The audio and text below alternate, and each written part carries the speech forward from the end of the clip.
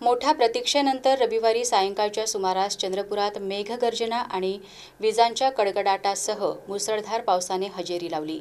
3 तासाच्या मुसळधार पावसाने चंद्रपुरातील नाल्यातील पाणी रस्त्यावर आले होते। मागील 3 आठवड्यांपासून प्रतीक्षा असलेल्या मुसळधार पावसामुळे शेतकऱ्यांसह सामान्य नागरिकही सुखावले आहेत। यावर्षी पावसाळा सुरू झाल्यापासून जिल्ह्यात पावसाने दमदार हजेरी लावलीच नव्हती। परिणामी नदी आणि नाले प्रवाहित झाले नव्हते।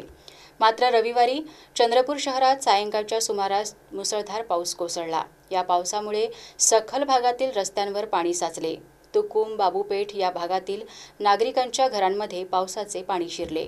मुख्य भाग असलेल्या गांधी चौक, तुकुम, गिरनार चौक या सर्वच भागात नागरिक प्रचंड पाणी तुंबलेल्या रस्त्यावरून वाहने काढताना दिसून आलेत।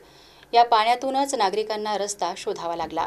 त्यातच या पहिल्या पावसाने चंद्रपूरकरांची चांगलीच दाणादाण उडाली। या हंगामात पहिल्यांदाच पडलेल्या या मुसळधार पावसाने सर्वांना दिलासा दिला आहे।